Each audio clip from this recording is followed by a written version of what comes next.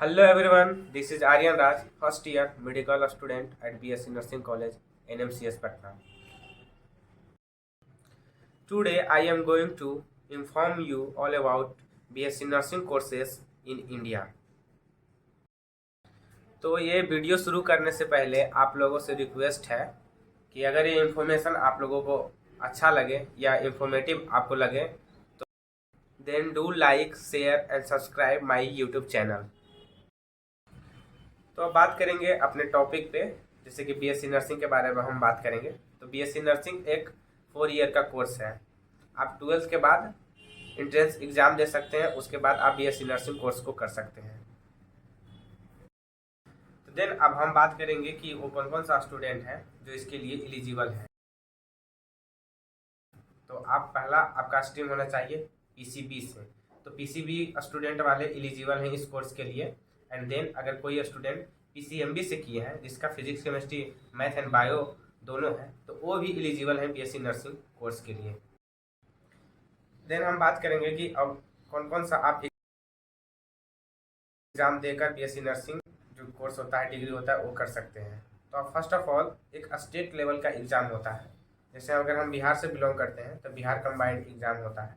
अगर कोई यूपी से बिलोंग करते हैं तो यूपी कंबाइंड का भी एग्जाम होता है। उसी तरह झारखंड कंबाइंड का भी एग्जाम होता है, तो उसके थ्रू भी बीएससी नर्सिंग कोर्स मिलता है। अगर आप सेंट्रल लेवल पे जाते हैं तो नीट के थ्रू भी बीएससी नर्सिंग कॉलेज मिलते हैं, क्योंकि बहुत सारे सेंट्रल कॉलेज जो होते हैं वो नीट के थ्रू अपना एडमिशन लेते हैं अपने कॉलेज में, तो उसके थ्रू भी आप बीएससी नर्सिंग कोर्स ले सकते हैं। तो यहाँ पे एक बहुत अच्छा मतलब कि एक है अपॉर्चुनिटी गर्ल्स लोग के लिए, जो एम्स फॉर्म निकालता है जिसमें गर्ल्स सिर्फ एलिजिबल होते हैं एम्स फॉर्म के लिए। तो गर्ल्स लोग को यहाँ पे बहुत सारा प्रायोरिटी मिल जाता है कि एम्स के लिए वो एलिजिबल हैं। तो एम्स का जब फॉर्म आता है तो गर्ल्स उसमें फॉर्म डाल सकते हैं। और एम्स एक बहुत बेहतरीन कॉलेज है। अगर आप एम्स से डिग्री कोर्स कर रहे हैं, जैसे बीएससी नर्सिंग कर रहे हैं, तो समझिए कि वो स्टेट लेवल से बहुत बेहतरीन है। वो सेंट्रल लेवल का कॉलेज है, तो उससे कीजिएगा तो आप लोग को ज़्यादा फायदा होगा। तो अगर हम बात करें कि आप कौन कौन से कॉलेज के लिए एलिजिबल हैं, तो देन कि अगर आप बिहार कंबाइंड निकाल लेते हैं तो आप गवर्नमेंट कॉलेज के लिए तो एलिजिबल हो जाएंगे।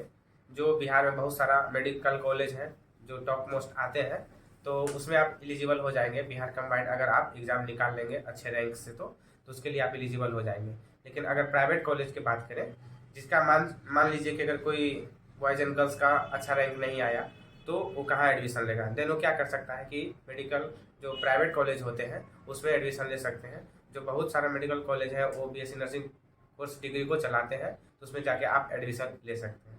दूसरा स्टूडेंट को डाउट रहता है कि गवर्नमेंट मेडिकल कॉलेज जो नर्सिंग कॉलेज है एंड प्राइवेट मेडिकल कॉलेज जो नर्सिंग कॉलेज है उसका फीस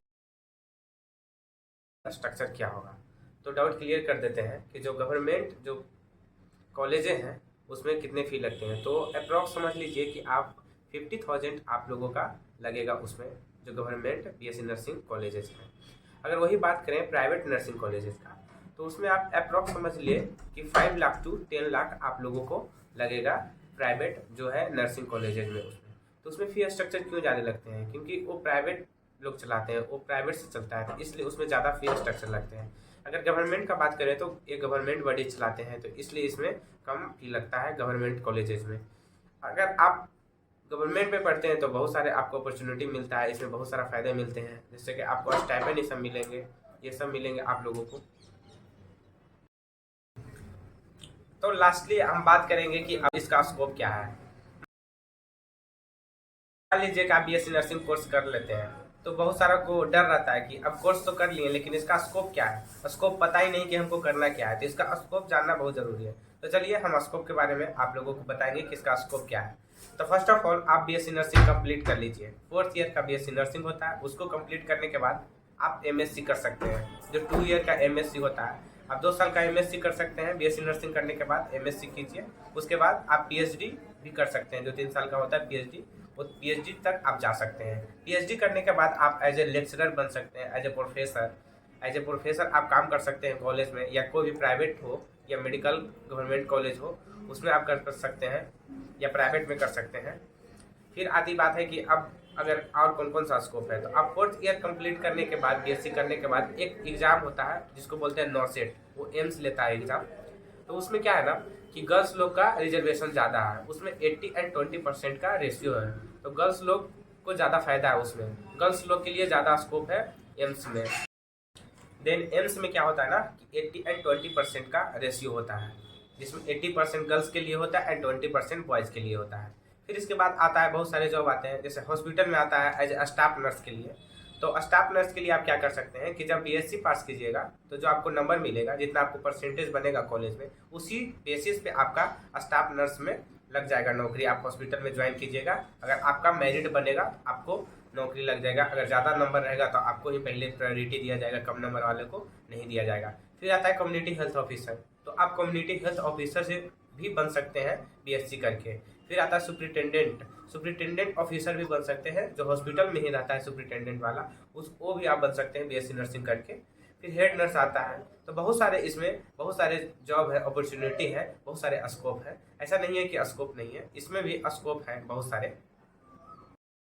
देन जो मेरे तरफ से था, जो हमको इम्पोर्टेंट लगा, वो सभी पॉइंट पे मैंने वीडियो बना दिया, सभी पॉइंट तक मैंने कवर कर लिया। अगर फिर भी हमसे कोई पॉइंट छूट गया है, अगर आप लोग को लगता है कि पॉइंट छूट गया है, तो आप लोग कमेंट बॉक्स में कमेंट कीजिए। उस टॉपिक पे हम जो कॉमन कमेंट रहेगा उस टॉपिक पे हम वीडियो बना देंगे, ताकि और सब अच्छे से क्लियर हो जाए सबके लिए। वो अगर इससे भी अगर आपको ज़्यादा इन्फॉर्मेशन चाहिए हमसे, अगर आप कुछ पूछना चाहते हैं, तो हम डिस्क्रिप्शन में अपना इंस्टा आईडी डाले हुए हैं, वहाँ पे जाइए, डिस्क्रिप्शन में जाइए, आपको मेरा इंस्टा आईडी मिल जाएगा। तो आप हमको पर्सनल डीएम कर सकते हैं, पर्सनली पूछ सकते हैं। अगर कोई भी आपका डाउट हो तो हम क्लियर कर देंगे इंस्टा पे। Thank you to all. If you like my video, then like, share and subscribe my YouTube channel.